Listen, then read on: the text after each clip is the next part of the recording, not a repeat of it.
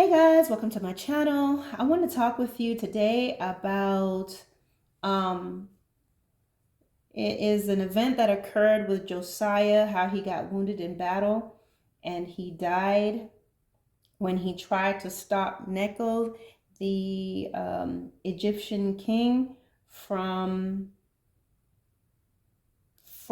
a mission that God had given to this Egyptian king or Egyptian prince.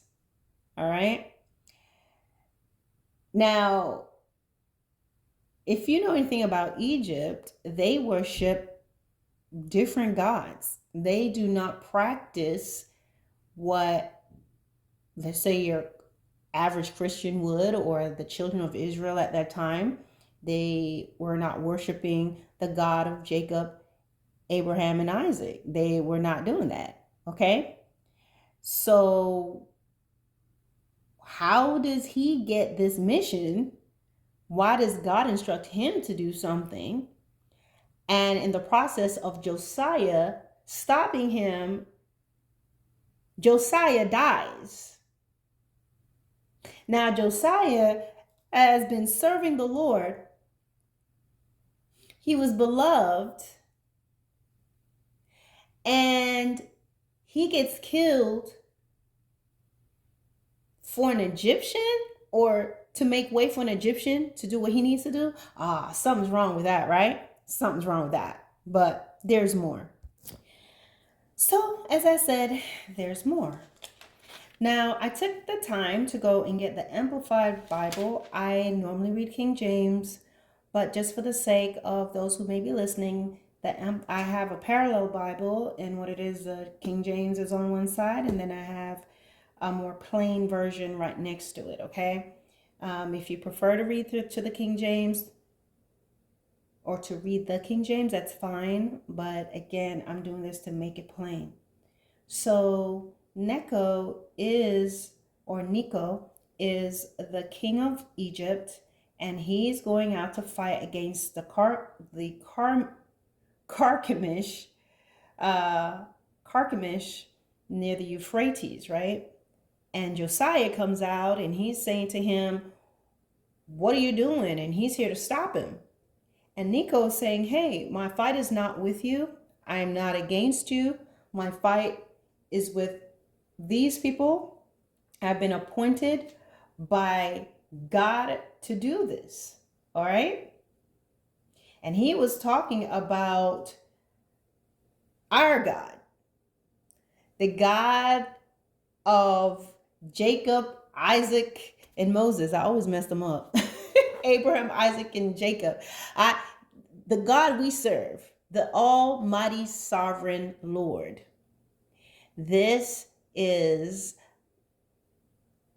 who Neco, the king, an Egyptian, is saying, the Lord has sent me to fight this man or this people. But Josiah got in the midst of that. And I'm thinking, why did he do that? I'm just going to take a guess because of what had happened prior. So right before this, if you read further in 2 Chronicles chapter 35, Josiah had just done the Passover. He did the Passover. It was fantastic. This is a very important time, and it was a success. And it even says in the Bible that there have been no Passovers like this.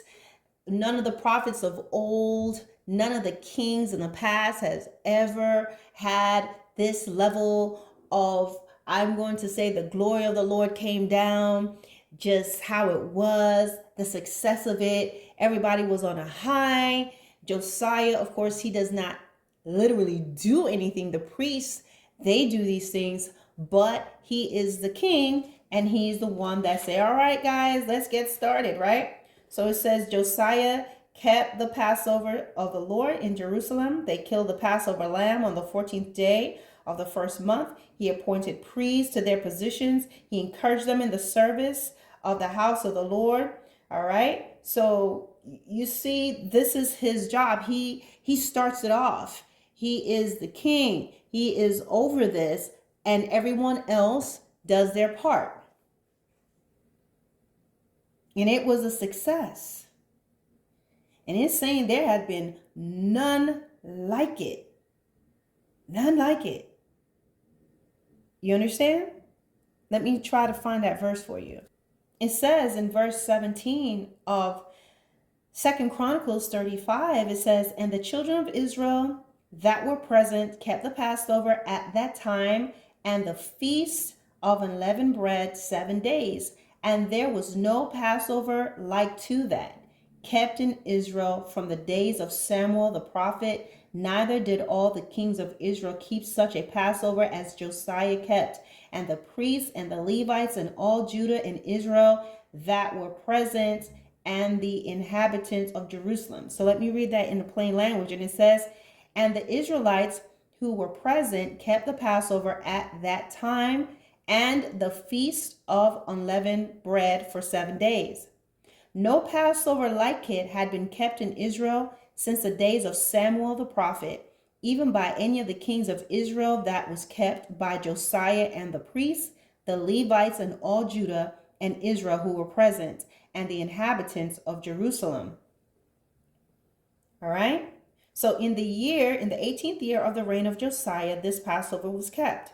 So think about it. It was a hit. It was the best one ever. No one can put this whole thing together like King Josiah did. So everyone's on a high, right? High five and high five. We know they didn't, but there was a lot of praise. Everyone is feeling good. The glory of the Lord came down. I'm sure the Levites sang and the prophets prophesied and everything was a success. And now what happened? It says in verse 20, "After all this, when Josiah had prepared the temple, Neco, king of Egypt, went out to fight against Carchemish on the Euphrates. And Josiah went out against him. But Neco sent ambassadors to Josiah, saying, 'What have I to do with you, you king of Judah? I come not against you this day, but against the house with which I am at war. And God has commanded me to make haste.'" Not lowercase g, as the Bible would often have for other gods that others may worship, but uppercase. Refrain from opposing God. Neco at that point knew, you're not opposing me, you're opposing God. Who is with me, lest he destroy you? Neco understood the assignment. He understood that if this can really go so many ways. I can really talk about a few things here. Neco said to him, he did not say, "Don't come against me, or I'm going to have to show you why I'm king of Egypt." He says, refrain from opposing God, who is with me, lest he destroy you. Yet Josiah would not turn away from him, but disguised himself in order to fight with him. He did not heed the words of Neco from the mouth of God, but came to fight with him in the valley of Megiddo. And the archers shot King Josiah, because guess what? He was in disguise. And the king said to his servants, "Take me away, for I am severely wounded." So his servants took him out of the chariot and put him in his second chariot and brought him to Jerusalem. And he died and was buried in the tombs of his fathers. All Judah and Jerusalem mourned for Josiah. Jeremiah gave lament for Josiah, and all the singing men and women have spoken to Josiah in their laments to this day. They made them an ordinance in Israel. Behold, they are written in the laments. Now the rest of the acts of Josiah and his deeds, according to what is written in the law of the Lord, and his acts are from first to last. Behold, they are written in the book of the kings of Israel and Judah. I also want to note to you guys here, if you look at it, in verse 27, that it's written in the book of the kings. So we have the book of Kings. But there's no book of Judah in the Bible, is there? But it's here, Judah. And if you look at the end of 2 Samuel, the very last, or I believe it might be the first chapter. Let me see. It talks about it's either the very end of the first or second book of Chronicles. I'm sorry. It talks about some other books, the book of Nathan and the book of Gad. It's interesting. Where are those books? All right. So let's get back to what I'm talking about here. Why did King Josiah not listen to King Neco? In my opinion, it is because he's an Egyptian, and Egyptians are known to worship other gods. And there is already a past history with God defeating and almost destroying almost destroying Egypt to release the people of Israel. Okay, that's where the Exodus came in. And it's very easy to make that mistake because 9 times out of 10, I'm almost sure, not even 9 times out of 10, I am almost certain that because of the great success of that Passover, the fact that it was the best one yet, the fact that he is the king of Israel and he is over all these realms and he has a close relationship with God, if I am not mistaken. I mean, Josiah, I think he did mess up and do a couple things, but for the most part, he was a loyal servant of God. So when that happens, we can make the mistake of thinking that we can look at people and decide, oh, God's not using you. No, God's not going to use you because you do this. I know you for this. This is what your people do. This is what your kind does. And there's no way, because I was just in the presence of God, and there's no way that God told you to speak or God can use you in this way. You understand? We have to be very careful that we do not do that. While there are individuals that, they can step out and do things that does not align with God, and you are really going to be able to hear it. I think you will be able to discern certain things. But again, if your signal's all crossed, you're not going to be able to discern correctly. So Josiah went out there using his own natural perception. He looked at Neco with the natural eye, saw him as an Egyptian king. He's probably wearing all the Egyptian regalia, all the different things that will be upon him that would represent his gods that he would serve. He had on his ring. And here he is saying, God has given me something to do. And do not come against me. No, do not go against God, because he will destroy you for trying to stop me, because he is with me.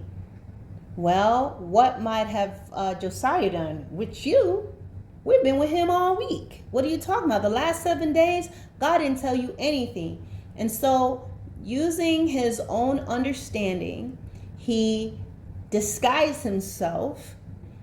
And what was he trying to do? Why did he need to disguise himself? I can kind of expound on that a little bit. Why you went to confront him. All right. So what's going on? Why can't you fight him as yourself?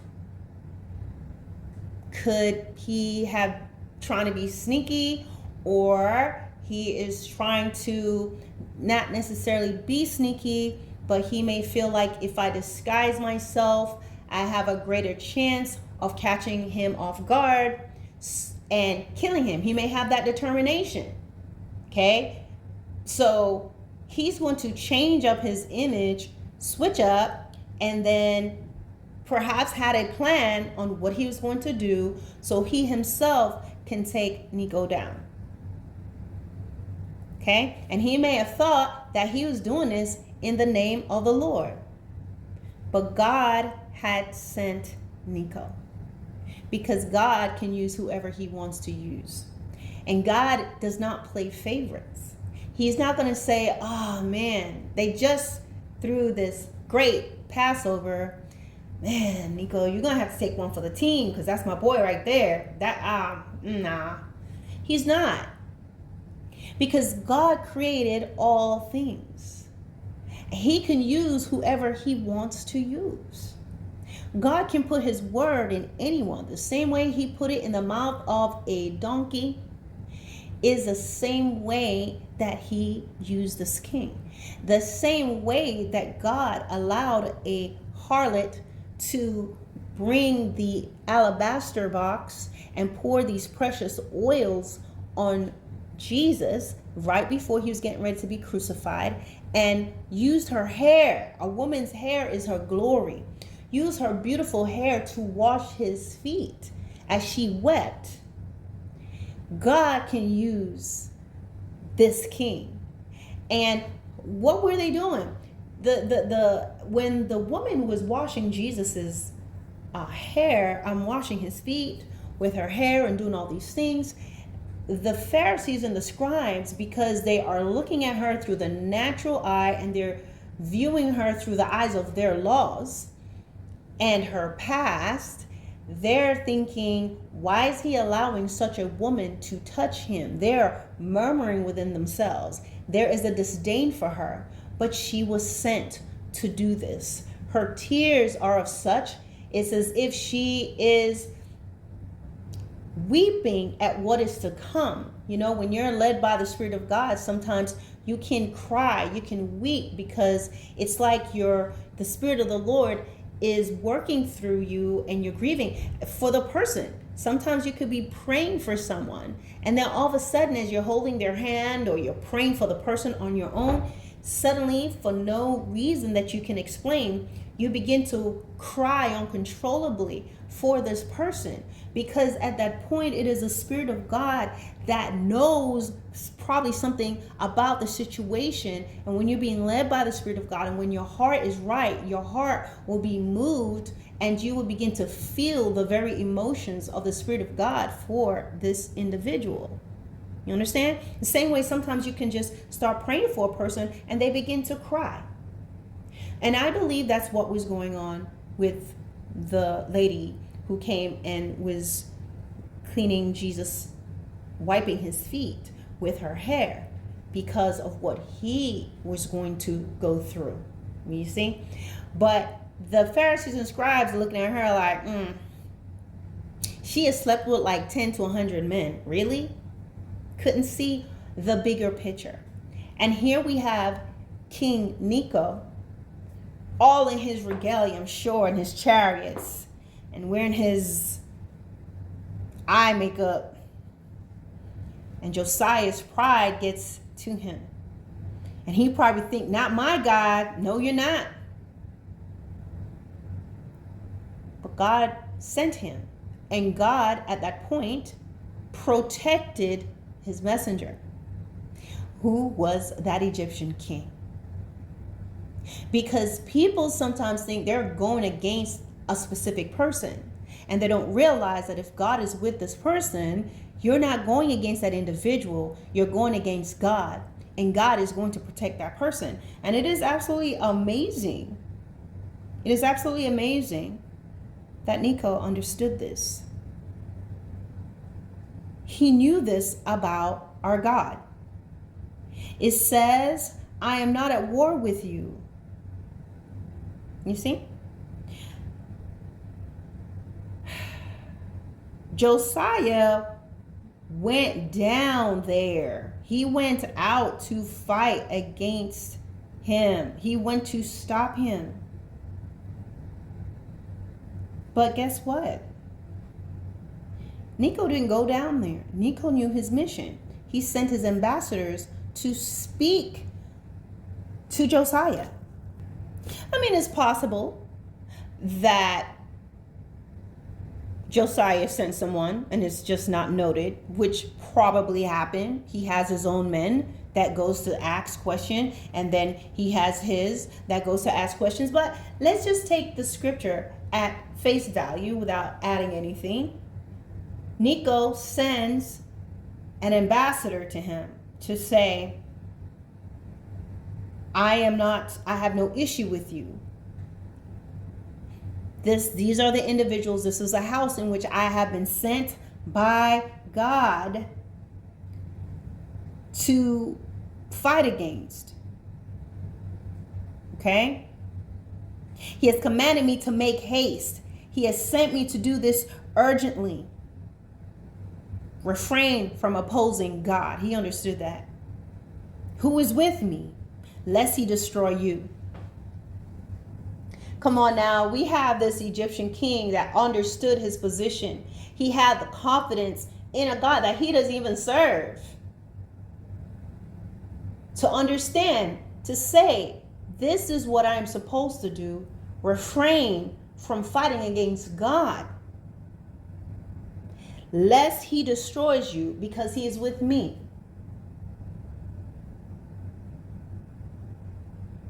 And of course, Josiah doesn't listen. And he dies. Because he was getting in the way of God. Because he thought, let me just surmise here, that he may have thought because he had this authentic and wonderful relationship with God, and all the things and all the things that they had, all the defeats and all the successes and all the triumphs with God and who he is, there's no way God would talk to this Egyptian king. So I'm going to come against you.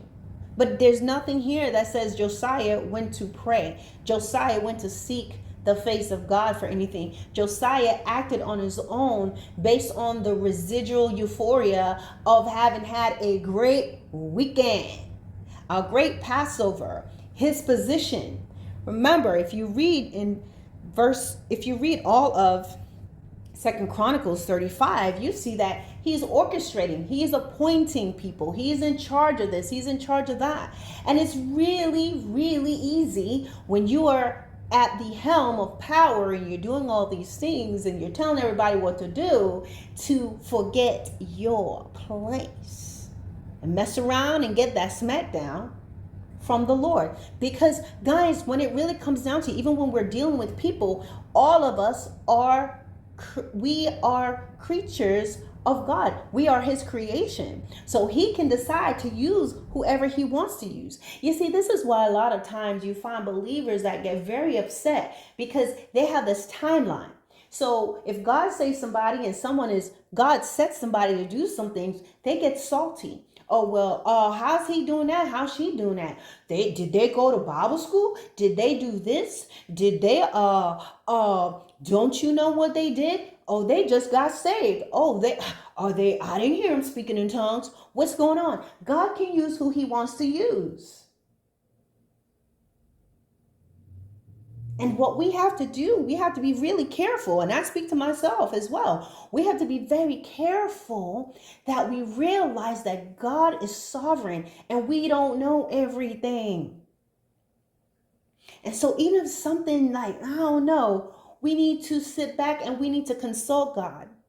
And God is going to remove whoever is doing something wrong, whoever is teaching something that is wrong, whoever's doing something that is wrong. There may be certain instances where you have to speak to the person, you may have to say something, but when you're going in the name of the Lord, understand that God is going to be with you.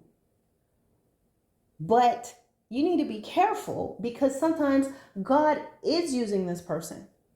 I'll never forget one time I was listening to this person and they have a very famous well-known, let's put it like that, a well-known YouTube channel. And I just remember this lady, she was talking about how there was this girl at the mall and she was handing out pamphlets. She was handing out pamphlets at the mall, Christian brochures to people. And this lady, and I guess some of her other lady Christian friends, had an issue because she was wearing pants. And they went up to that young girl to talk to her about her wearing pants as a Christian. They asked her if you're a Christian, and she says yes, she's a Christian. And the issue with them was, well, she's misrepresenting God because she has on pants and handing out brochures. And I'm telling you, this grieved my spirit so badly. If I was there, I would have said something. Okay? I was like, really? Seriously? You're going to focus on the fact that she's wearing pants. I bet none of y'all have any brochures in your purses right now. None of you are handing anything out, but you're looking at this young lady, and she was young, according to what she described. So I bet it took so much courage for her to go to the mall and hand out brochures, handing out salvation brochures. And these women were focused on the fact that she's wearing pants. And I know some of you may be on here, oh, well, she shouldn't have been wearing pants. God can use who he wants to use to whatever capacity,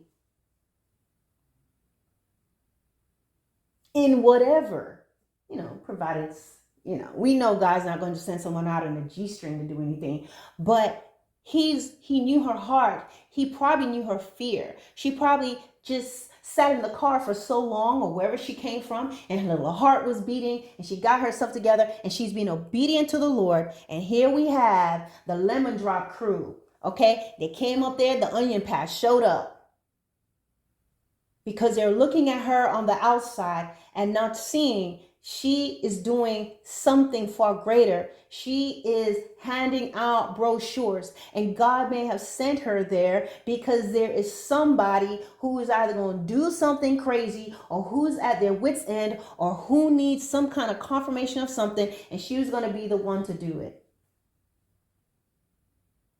Or God is there with her, helping her to get over her fears. So the angels of the Lord are with her, standing around her, proud of her. God is smiling down on her. And here come Miss Dewdrop and Miss Hippity Hop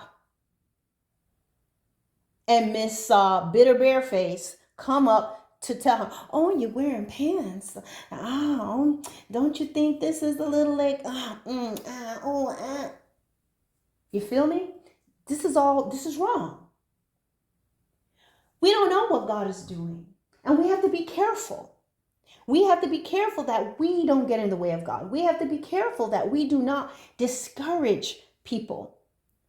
We have to be careful that we don't cut people down at the knees because they don't look the way you think they should look, or you don't feel that they're where they should be, and they don't have a right to do certain things because they haven't been saved long enough, and because you know what they did last summer, and because you know their history. And because you know this and that about them. But here is God using a king of Egypt. And this is not a small thing for God to be calling this man, an Egyptian king, to do something on his behalf. And what did he send him to do? He sent him to destroy an enemy. But in my opinion, King Josiah's pride got the best of him, and he did not believe that he was being led by God. So he interfered. And I want you to know that when God calls someone, regardless of their background, regardless of what they look like to you, regardless of what you think their past is, no matter how checkered of a past that they have, no matter what they used to do, no matter what they did yesterday, he will call them. If he says for them to do something, Get out of their way. It doesn't matter that you have been in the Pearl Drop Society for the Lord's United Front of all the Americas and global ambassadors of the King of Kings and Lord of Lords ministries. God can use somebody who he saved yesterday. God can use somebody with neck tattoos and tattoos on their face and rings in their tongues, their tongue pierced. He could call that person and put a word in them to go do something. And guess what? He won't call the religious people. You see it all the time in the Bible. Very rarely do you hear about the Pharisees and scribes doing anything, being used for any miracles and doing anything great. Who is he calling? What were these? People who worked in the taxes, okay, tax collectors and thieves and just the undesirables. These are the people who were in a position. It was the woman at the well who was running and already witnessing, come see a man who has told me all that I have done, and spend time with them. These are the individuals God is using, because a lot of times people who feel that they know law and they know everything. You see, history repeats itself over and over again. And there's a lot of people who are doing this. They think they get pompous and they think they know God, and God is only going to speak to them, and God is not going to talk to you because of who I am. I've been in the church for so long, and they get this voice right here, breath probably kicking, because they talk like this all the time, tongue all tucked in the back of their throat, causing halitosis to marinate back there, and they get this voice. Why do y'all talk like that? That's not your real voice. Talk in your regular voice. Just talk like this. Why can't talk like this? Isn't that your voice? But they get into that and they start doing this, whatever that is, and to do all this and the shimmy, shaying, swaying. Listen, God is like, I want you right there. Go give this message. Keep it plain. Keep it normal. Don't scare them off. Let's not have the fully dilated pupils here. We're not going to act crazy. Okay? We're not going to melt. And we're not going to start scuttling up the walls when people do not follow everything. Your job is to give my word, brush it off. If they don't want to accept it, go do what you need to do. You see, you understand that? The Lord was not, these Pharisees and scribes only knew law. They came around to criticize. They came around to find something. They came around to troubleshoot. They came around to trap you in things. And they were mad. And they were also, they also connived. They were planning and plotting, going behind people's back, trying to get people to tell on people, trying to get secrets, going and asking to help to break some bones off of people so they could hurry up and die. This is the heart of individuals. And sometimes, guys, y'all don't understand that God is going to use people that you don't expect him to use. And we cannot measure people up based on our own timelines and what we say. And you can sometimes even take this Bible and say, well, the Bible said this.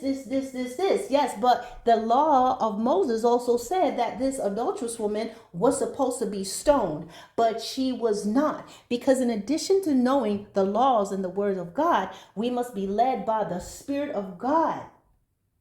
And there had to have been a reason why that Jesus did not allow them to stone this woman.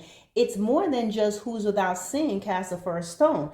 That was the smackdown right there, but there was more to it. Maybe Jesus was thinking, where's the man? Maybe Jesus knew her story. Maybe he knew about her beginnings, where she got there, how she got there.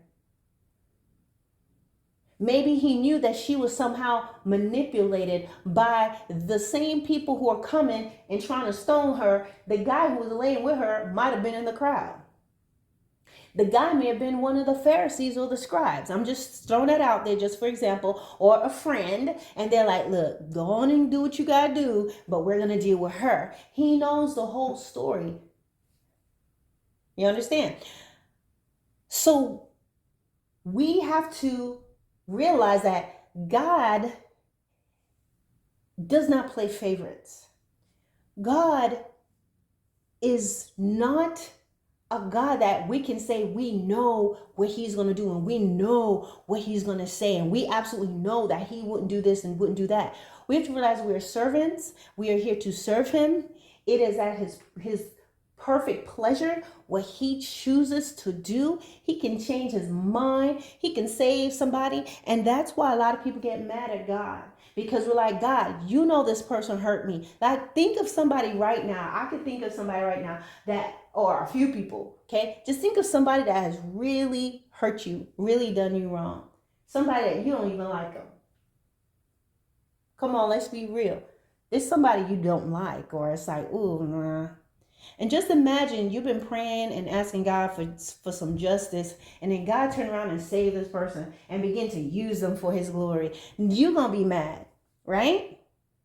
You're going to be like, ew. There's going to be some salt right here. But guess what? God is God. We see this person. We see what they have done. We see their history. But God sees beyond that. God is like, no. Okay? Now, it doesn't mean that he still won't deal with them as far as maybe, you never know. Sometimes we have this expectation of how God's going to do things, but he does things in a different way. Maybe there is a way that he does deal with this individual, but don't we get mad if God is just like the person that hurt you and you were like, this person did me wrong and you saved them, Lord? Really? You didn't put them in a wheelchair, nothing. Okay. So what I'm saying, guys, is we don't know God enough to take these little roles and interfere with what he's doing. We can't interfere with when he wants to use someone, because if you go against a person, when you think you're going against them, if God is with them and he has sent them, you are interfering, you're going against God, and God will destroy you regardless of how many years you have been a Christian, how many conferences, how many arenas and conventions you have been in. He does not care. He's like, I told you, I sent this person and you got in my way. And if you're an enemy to this person, you're an enemy to me, because I sent them to do this assignment. And God sees the need. God sees what's going on. There's a reason why he sent King Neco to do this. And you're getting in the way. And man, he didn't get injured. He got killed. Do you see that we can't just assume and think that we can figure God out? Can we see from this that God don't play? Can you see that we do not know the full scope and the bigger picture of God and who he is? We just can't. So that's why while we're here on this earth, we have to be careful. This is why I always say it's so important that instead of being this weird person that's just being over religious, that you're an example. You do things by treating people right, regardless of what they may believe in. You do things by respecting individuals. You don't go to work and go against your supervisor because you find out that your supervisor is a Wiccan, okay? And your supervisor may believe in a different God, and you're in there going in early, anointing your supervisor's desk with oil. Or you're not going to listen to them because they're wearing an upside down cross, and you're offended by that. Oh, the upside down cross, this is offensive. Oh, well, I'm telling you, the right side up cross is also offensive. Am I going to lose subscribers with that? Imagine if you have a loved one that was shot by a gun. They were shot and they died, and you go out and you buy a gun and wear it around your neck to remember, my child died by, or this loved one died by a gun. Imagine, someone lost their life in some way, taking themselves out. Just imagine the game Hangman, so you can think of how they decided to take themselves out. You're not going to go out and just get a rope and go and put around your neck to say, I'm going to remember that. The cross is a sign. The cross is it is a symbol of execution. It's a Roman execution. It's a method of execution. If someone passed in an electric chair, you're not going to go get a golden electric chair or a wooden electric chair and put it around your neck to remember that this person passed by that. You're not going to go out there and buy a lethal injection thing, or you're not going to go put that up on the wall. You're not, because it's painful. It will bring back bad memories. Do you think that Jesus, this is my opinion now, do you think that Jesus wants to be reminded of what he went through? Do you think he wants to be reminded how he was nailed on that thing that some people wear, some people have in their house? I'm not saying you're less of a Christian for that, but I'm telling you that's what it is. The cross is it is a symbol of execution.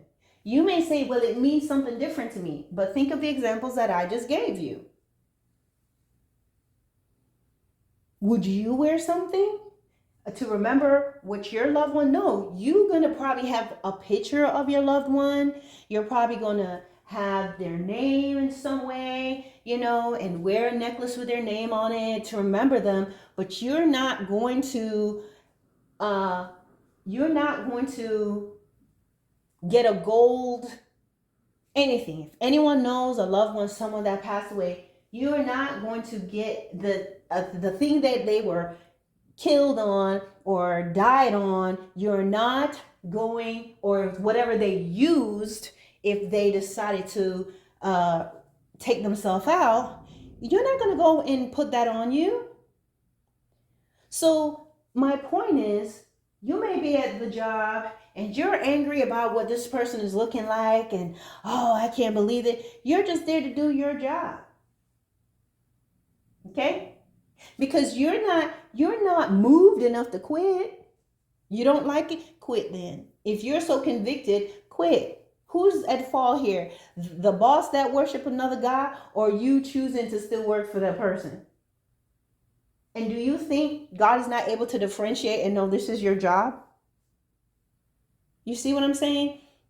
So I know I went a bit off here, and I just want to say, I need to make it very clear, if my whole view of the cross did not come overnight, okay? I've never had a cross in the house per se, because it just, I don't know, I just never have, but I have grown up and seen the cross. My grandma had one. My grandma had that little face of Jesus. He, had the heart with a thorn, and he'd be right there over the television. So I understand that. But I have my own theory that I spoke about that. Nobody really knows what Jesus looks like. And just imagine someone just having a picture of you and saying, this is what I think he would look like. I know that you're Asian, or I know that you're white, I know that you're black, I know that you're African. They did say you have a beard, or they say you have long hair. They said you had dimples, or they said you had brown eyes. And then now I just paint a picture of you and say, I think this is what you look like. Man. Well, I personally get salty when people spell my name wrong. You feel the need to correct them, right? You see someone write your name wrong, you're like, oh, no, it's this. So imagine just walking around and there's this picture that people say it's you. I want you to just look at a picture, a random picture or painting, if you have one around you, or just flip through the magazine and someone says, this is who you are, based on your features and based on your background and where you're from. I can look at other people of your ethnicity, and I can look at other people of your particular demographic, and I'm going to draw this picture that I think is you. Well, I feel like the gesture is meant, the gesture in the picture that we have of Jesus or that we see all the time, I think it comes from a genuine place. But I would think, man, if I was Jesus, it's got to feel a little bit like, wow, like for real? You see, a lot of times we don't think in terms of feelings, you see. So my whole point is that we I'm sorry that I went off on that, guys. But the whole point that I'm trying to make to you all is how important it is that we have to realize that we are here for His pleasure. Whether you're a Christian or not, whether you're saved or unsaved, whether you're black or white, whatever you may be, we have to be mindful that we are in this world. We are in the world, but we're not of the world. But at the same time, you're still here. So you have to go in and do your job. You can't go in and you're trying to get your boss and you're oiling down their chair and you're doing all these different things because and you're fighting against them. No, you're here to do your job, because when your light shines before men, then they'll glorify your Father which is in heaven. You don't go against people and you be so mean and you're calling the cops on your neighbor and all the stuff because, oh, this, that, and the other. You need to be a light. Go over there and talk to them, and you'll see that maybe through the Spirit of God, you may reach that person. You understand? Because God, we are here, all of us on this planet, we belong to God. Even people who they're just like, they're not serving God. There are people who the Bible described as children of the devil. You don't see them, but they still not here unless God say they're going to be here. So we can take it upon ourselves to attack. We can take it upon ourselves to say who God will or won't use, because the Spirit of God can choose any vessel He wants to do His work. And if He says, this person needs to do this, stay out of the way. Even if you don't agree with it, go pray about it and see what God will do. God will stop. God will intervene at whatever time He sees fit to deal with someone who is out of His will or he's doing whatever, because you don't want it to be you. You don't want to be the person who think that you're doing the perfect will of God, but you are in fact out of His will. You're in fact going against somebody because of what they look like. Come on, some of you may have been on the flip side of it. You're trying to do something and people, they just won't let you do it. They're not letting you do it. Why?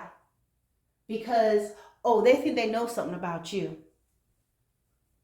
I know about you. I know what you did last summer.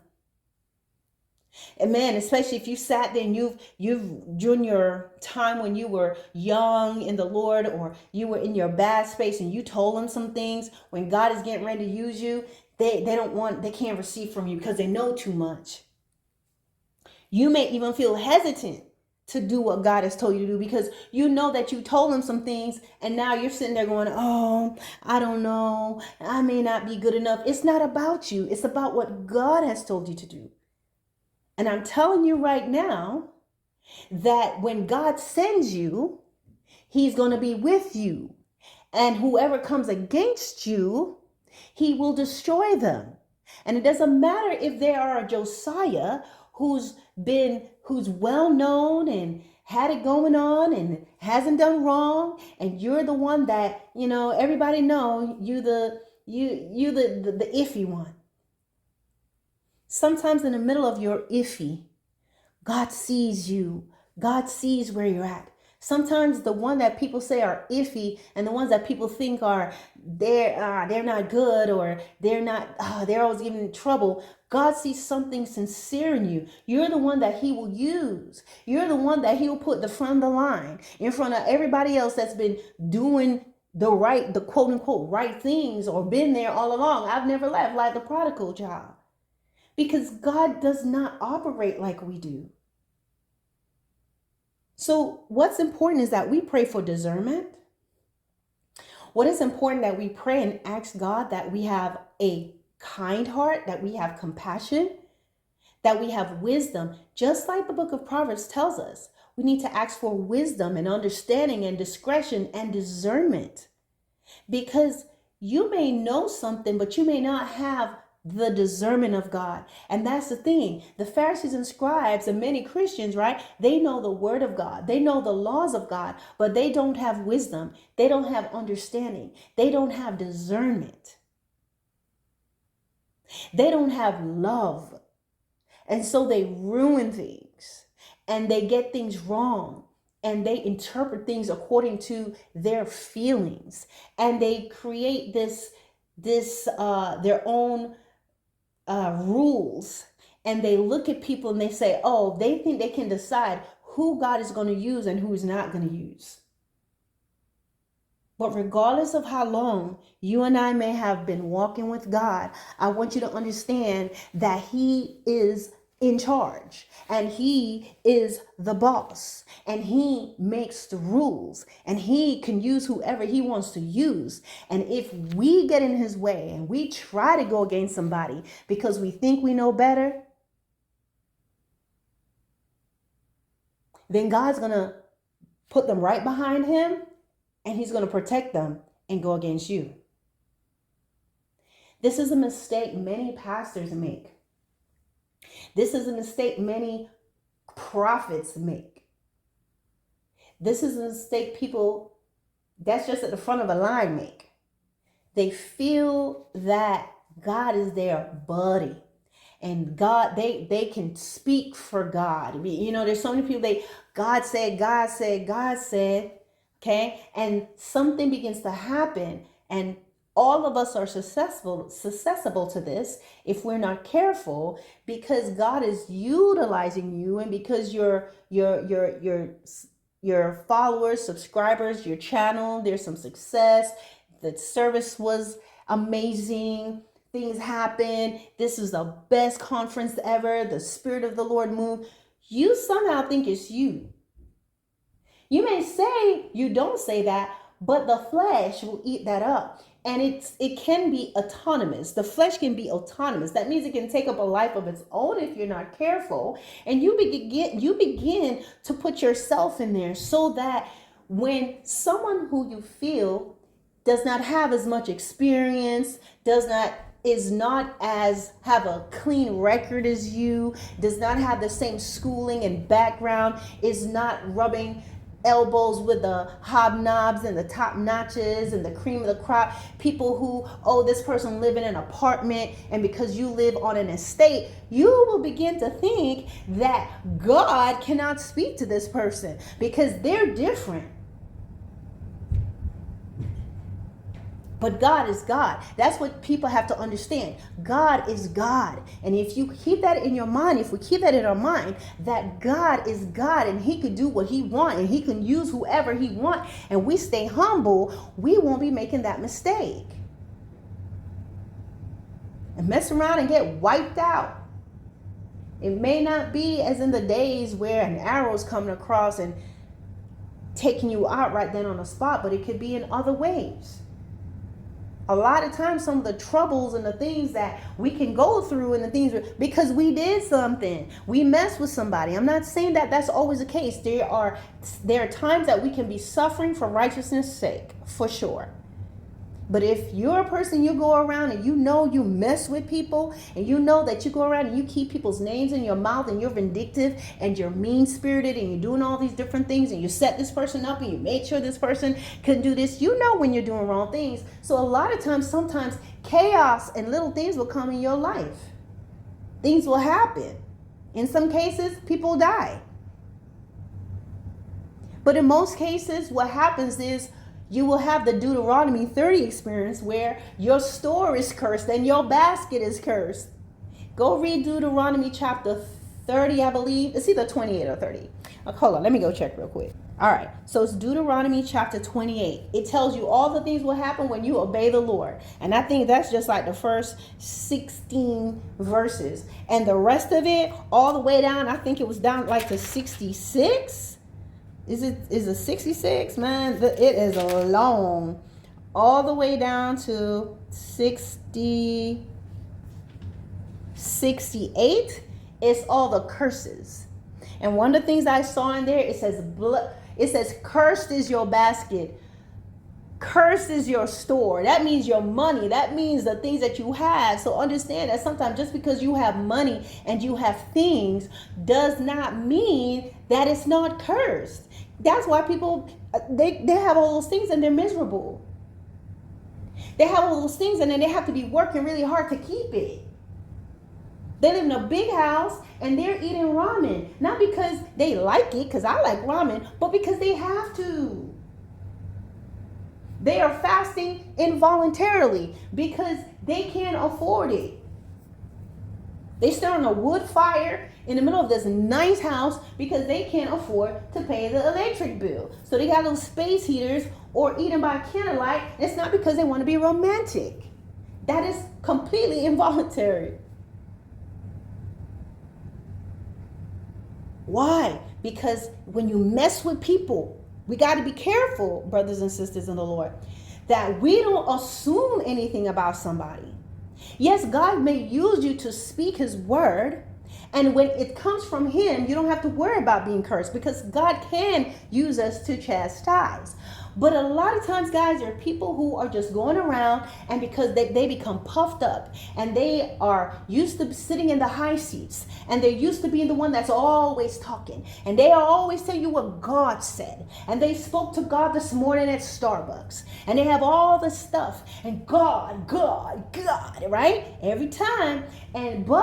So when a plain person, a no-name person comes around, the no-name person that says this is what the Lord says, people, we have a lot of people who were nameless in the word of God that did wonderful things. Wasn't there a nameless prophet that came and spoke to the king? I forgot his name. He didn't listen to him, but he tried to reach out to him and his hand became leprous. There's a no-name centurion. There's a no-name woman who just went to touch Jesus that we still hear about them today. So we have to be careful because the centurion was a Roman. He was in a command position. How did he get up there? How's he in the Bible? Do you notice that the major people, the people who have that there was something that we learned from them? It was the woman of the well who was sleeping with 5 men, the harlot, it was a centurion, the woman who was bleeding, the leper, a centurion who had really would have been working for the Roman Empire, and they believe in different gods. So we have to be careful. I'm not saying that people, that they're not sinners in the world, like individuals who do wrong. Absolutely they are. But what you have to realize is God can use whoever he wants to. And the best bet in all things as an ambassador of God is to treat all people correctly, to respect their positions, to stand up and speak when you need to, but also realize God is God. You don't want to do things because you're going against people because of their political affiliations and because of how you feel and because of what color they are and because of what you have versus what they don't have, or being mad at them because they have more than you. Because it will get in the way where you know to pray. You know that you need to seek God. You know you need to even pray for the person, but you don't want to. And then you take some steps like Josiah did. And it could cost you. All right, guys. God bless.